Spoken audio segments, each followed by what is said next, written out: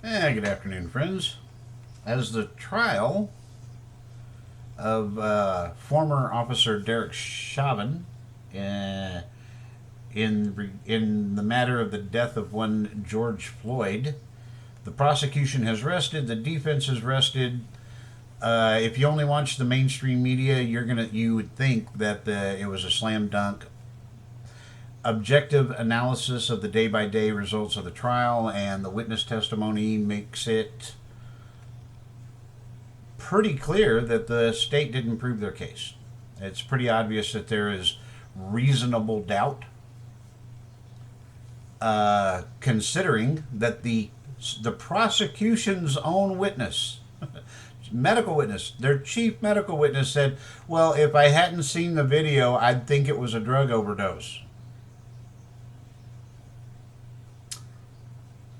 And they have conflicting testimony from multiple medical witnesses that the state put up. Some saying asphyxia, some saying a heart attack, some saying this, some saying that. Another medical witness that the state put up on cross-examination admitted that if they had found Floyd's body at home, they would have ruled it in the exact same condition. They would have ruled it a heart attack. Then the defense's medical witness says it's not a homicide. There's way too many things going on. I didn't even know this, but get this: George Floyd had 90% blockage in his coronary arteries. 90% blockage of your coronary arteries plus methamphetamine to get your blood pressure to spike, plus fentanyl to reduce your gas exchange so you're not getting enough oxygen.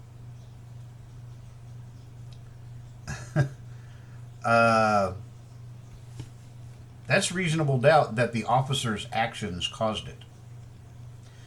But if you listen to the media, you probably think that the prosecution has an airtight case, but they don't. But more important than that, for a second, I want to touch on some of the other things that have happened. I'm going to have links in the description to a breakdown about another shooting that happened. One Daunte Wright was shot and by police during a traffic stop. Okay, now I'm going to put a link in the description to a breakdown of what happened. But here's the story loosely that you may not have heard. Despite the best efforts of the press to make you think they pulled him over because he was black, they actually pulled him over because his tag was his plates and his registration were expired. All of us have been pulled over for that before. I've been pulled over for it and somehow managed to not get shot. Now, how did I manage to not get shot for a restraint? Oh, wait, that's right. I'll get to that part in a second. Okay. After they pull him over, they run his name and find out that he has an outstanding felony warrant for unlawful possession of a firearm and fleeing from the police. So the police know, hey, 50-50, this guy's got a gun on him, and 50-50, he's going to try to run. So they were already hyped up. And sure enough, as soon as they went and tried to slap the cuffs on him, he engaged, "Oh, wait, police, I'm black. I must resist arrest because, I'm stupid." He resisted arrest. He dove back into the car. Now, what do the police know about this guy? What do they know about him? He has a warrant for felony possession of a firearm and for evading the police, evading arrest. So he jumps back into the car. Now, what are you going to think he jumped back into the car for? My first thought's going to be he jumped back in the car because he's got a gun in there and he's fixing to try and shoot somebody. Now, a female officer yells, "Taser, taser, taser," which is what police are trained to do before they deploy their taser. Because that's like when you're watching an episode of ER and they say "clear" before they give the guy the defibrillator, because that's an electrical shock. And if you're touching someone who gets an electrical shock, you get an electrical shock. So the police are trained to say "taser, taser, taser" to let everybody else know to let go. Because if they don't, they're fixing to get shocked too. Unfortunately, she has her pistol in her hand instead of her taser, and she pumps one round into the guy, and he dies. Now, this is a 26-year veteran of the police department. However, the reports are a little sketchy that whether or not she was actually a field police officer or if she was an administrative police officer. I did read a report that said that she was 26-year veteran, but she'd spent all of that time, in admin at a desk, and had minimal patrol experience. I don't know. That's not verified. I have no idea.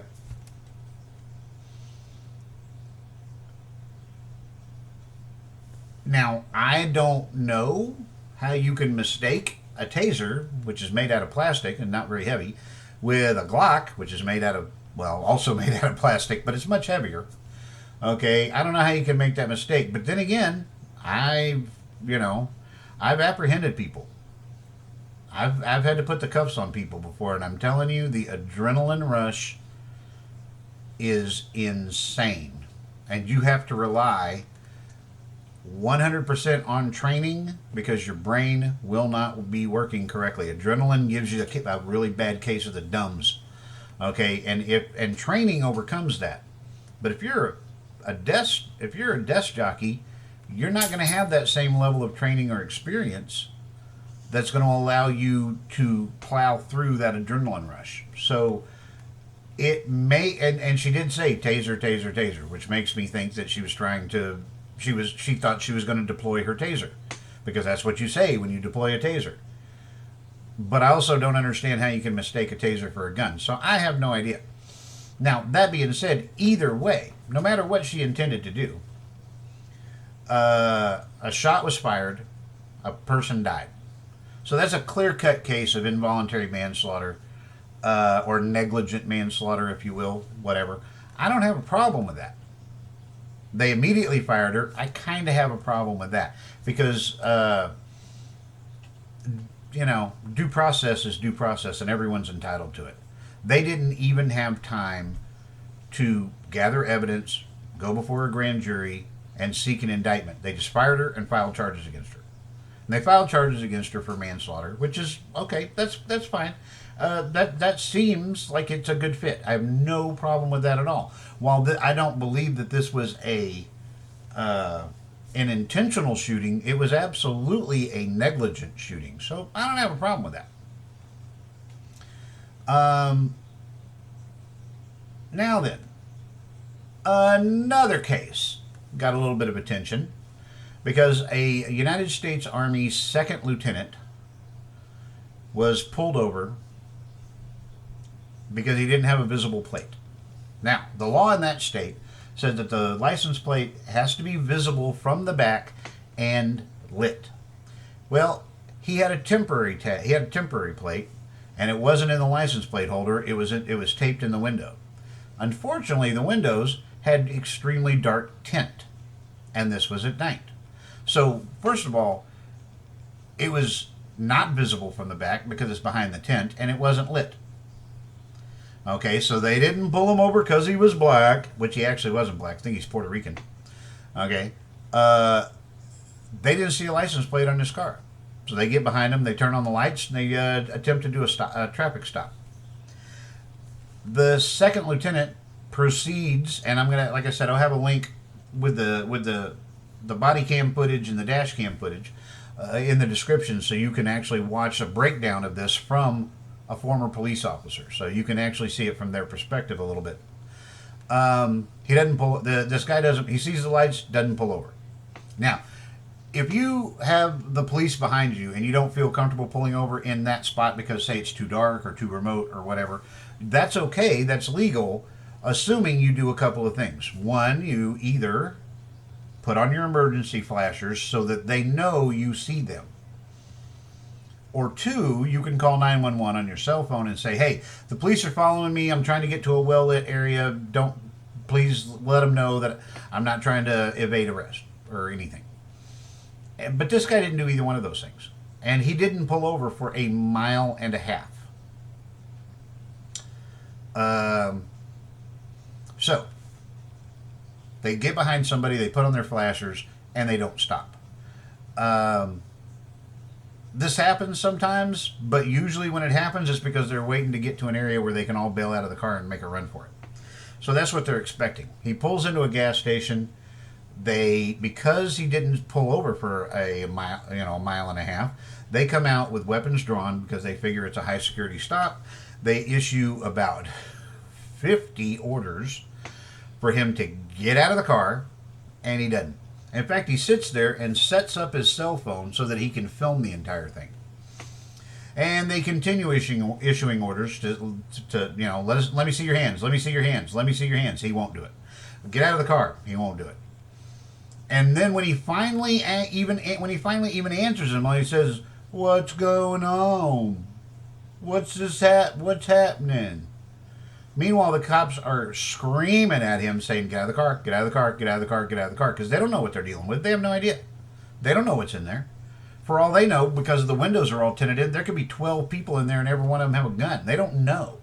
They don't know what they're dealing with, so they're trying to control the situation as best they can, and this guy is doing everything in the world he can to not comply with their orders. And let me explain something to you. I don't really care what you think you do or don't have to do. When a cop issues you an instruction, turn off the car, reach your hands out the window, open the door, exit the vehicle, you do it. Okay? You do it. Period. Doesn't matter whether you think you need to, doesn't matter whether you think you have the right to, you do it. Because every time you don't comply with a police officer's instructions, the first thing that goes in that head goes through their minds is, what are they hiding? Do they have a weapon? Am I going to die tonight? Am I ever going to see my wife or my kids again? So if you give them a reason to hype up their fear level and their adrenaline level, that's what's going to happen. Well, he continued being argumentative. He continued to not be cooperative. Now, the police did exactly what they were supposed to do in that they started this confrontation with drawn weapons. When they saw that it was not, or when they got the impression that it was not necessarily a deadly situation, they de-escalated down to a taser. And they threatened to use the taser on him. Now, this is where one of the police officers screwed up. He said, "You're fixing to ride the lightning." That's not professional. That's not a cool thing to say. Now, it's something I would say because I'm stupid, but it's not professional. So, and then he tried, the guy in the car said, "Well, I'm scared to get out." And then the same cop said, "Well, you should be." That's not professional. That's not cool. You shouldn't say that. Okay. Finally, when they literally try to open the door and pull him out of the car, he stays combative and he doesn't cooperate, and they pepper spray him. Then they get him out of the car. And you know what? There's not a single thing wrong with how they did that. The only thing that they did wrong was the unprofessional language, riding the lightning and you should be scared. I have no problem with calling that unprofessional because it was. And as it turns out, they find out this guy's an active duty Army guy, but they didn't know that. They didn't know that until they got him out of the car. Because you know what? Lots of people wear camouflage.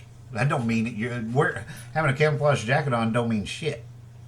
Okay, so some people are going, they only did it because he's black. Well, he ain't black. Well, look how bad they treat somebody in the Army. They didn't know he was in the Army. Okay, they didn't know any of this. Okay, all they knew is that they had somebody without a visible plate who didn't pull over and is not complying with their instructions. So for all they know, they're fixing to die. And I want y'all to think about that.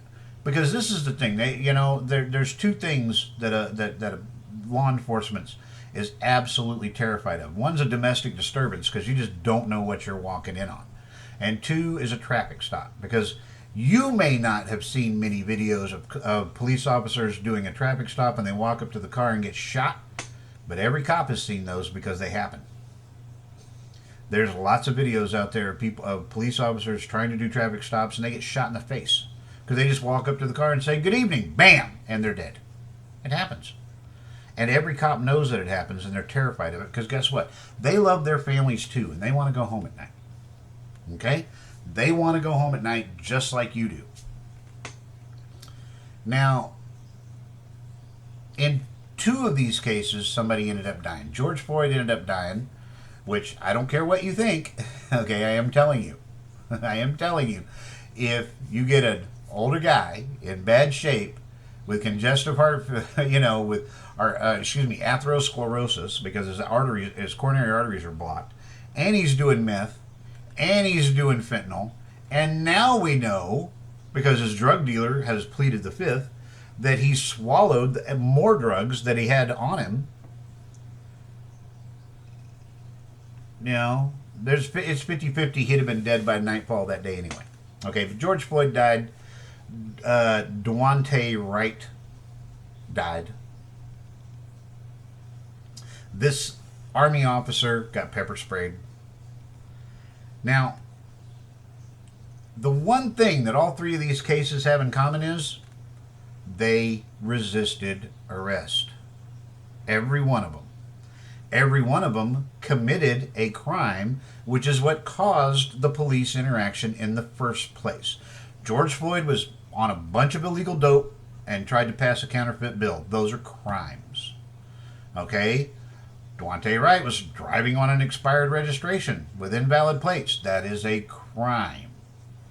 Okay, the Army lieutenant was driving without a visible license plate. That is a crime. They're minor crimes, yes, but those are what cause a police interaction. Okay, so they caused that situation. The people, Daunte Wright, that Army lieutenant, George Floyd, they all caused these situations. They caused them to happen. And then, instead of not fighting and not resisting and having a small incident, every one of those men chose to resist arrest, attack the police, and 2 out of the 3 of them, it cost them their lives. I have a funny feeling that Army lieutenant, even though he absolutely should lose his commission and be kicked out of the military, I have a funny feeling he won't because, black privilege. Okay, even though he should, because his conduct was disgraceful to the service. I'm all for making sure that the cops are as professional as they can be. But at what point is anybody going to point out, or what point are we going to start saying, well, the cops need to be professional, but people need to not act a fool? Okay, if you break a law, you run a stop sign, you run a red light, you don't keep your insurance up, you don't keep your registration up, you get high and try to pass counterfeit bills. At some point, you're responsible for the consequences of your actions. And if your actions cause the police to have an interaction with you, and then you decide to be combative, I'm not going to feel real bad for you no matter what happens. I'll absolutely say that shouldn't have happened. Okay? Nobody should die in police custody. Nobody should die during a traffic stop. Nobody should get pepper sprayed during a traffic stop. But if you choose to make every single wrong decision that you can, at some point it's your fault. It's your fault. Okay, now on top of that, there's another shooting in Chicago. A 13-year-old kid had a gun. The media is trying to frame it where he didn't have a gun, but guess what? He did. Because we have video footage of him with the gun. But CNN is editing the footage so that you don't see the gun. But the kid had a gun. And he was pointing the gun at a cop. And okay, yeah, fine, you're right, absolutely. 13-year-olds should never have to worry about getting shot by the cops. But guess what else 13-year-olds shouldn't be doing? Pointing a gun at the police. You know what? Life's hard. It's harder when you're stupid. And if you do something stupid, I don't feel particularly compelled to feel bad for you when something bad happens to you because you were dumb. You go swimming in the ocean with T-bone underwear on, I'm not going to feel bad for you when a great white takes a hunk out of your ass because you did something stupid. All right? If you're on Martin Luther King Jr. Boulevard, and no matter what city you're in, with a rebel flag ball cap on, I'm not going to feel bad for you when you get your ass beat. Yeah, it's a crime. It's assault. Absolutely. And it shouldn't happen. But guess what? That was a preventable ass whipping. If you'd have used your brain, that wouldn't happen to you. Well, if they wouldn't have resisted arrest, they'd be alive. Okay, I can't even see anything that Derek Chauvin did wrong in the George Floyd case, because we know for a fact that that whole big lie about his knee being on his neck the entire time, it's not true. They got multiple footage from other angles that show that the knee was actually on the shoulder for a lot of the time. So that's all a big lie. Okay. But Floyd caused that situation by choosing to be high, choosing to be in bad health, choosing to pass a counterfeit bill. Daunte Wright chose to not have his registration, and then chose to resist arrest when he was being arrested, and chose because that felony warrant that he had was because he robbed somebody at gunpoint and then ran off, and the police never found him. That's why he had the felony warrant at one. So first of all, Daunte Wright was a criminal piece of shit. Okay, and a criminal piece of shit was doing criminal piece of shit things and died a criminal piece of shit's death. Whether it was an accidental shooting or a negligent shooting, either way, it doesn't really matter. He wouldn't have been in that situation if he hadn't been a criminal shit piece of shit. All right? That Army lieutenant, he broke the law. Now, it was a small law, but then he decided after breaking the law that rather than going, hey, man, I'm sorry, guys, I didn't even think about that. I'll make sure I'll get that fixed.